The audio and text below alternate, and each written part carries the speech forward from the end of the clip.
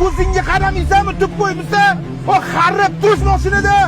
Qanaqa insonsan? Tush mashinadan deyapman senga. Ko'zingga qaramaysanmi, o xarib yo'lni sotib olganmisan? Senga gapiryapman. Sizlar aralashma. Zo'r bo'lsa-da. Men zo'rman, nima edi? Qo'lingni ol, sen gapir.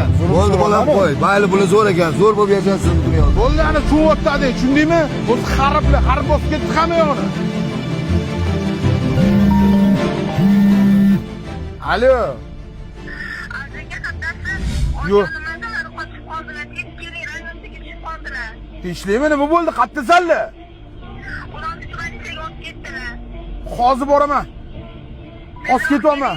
Yaxshilami oyim, hozir ketyapman. Doktor. Assalomu alaykum. Assalomu alaykum. Normat va shohga onam shu yerda yotdilar. Reanimatsiyaga olib kelgan ekan. Onam yaxshimi, balsa yaxshimi, nima bo'lyapti? Doktor ayting. Nima kerak? Pul kerakmi? Ayting, hammasini qachon keltiraman? Uka, hozir pul hal qila olmaydi. Hammasi Xudodan. Men kirishim kerak.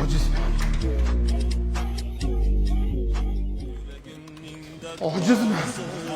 Qalbimning mungli nolasi, ko'zlarim sog'in jolasi.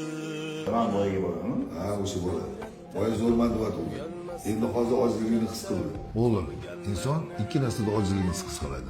Birinchisi ota-onasining banisiga olib kelganda, qo'ldan hech narsa kelmagandan keyin his qiladi. Ikkinchisi yaqinlarini qabrga qo'yganda ojizligini his qiladi. Shuning uchun hech qachon zo'rman demang. Bizdan Alloh zo'r. Bu 5 kunlik hayotda ikki ko'zim hayratda, uyalmasdan uyatda qolganlar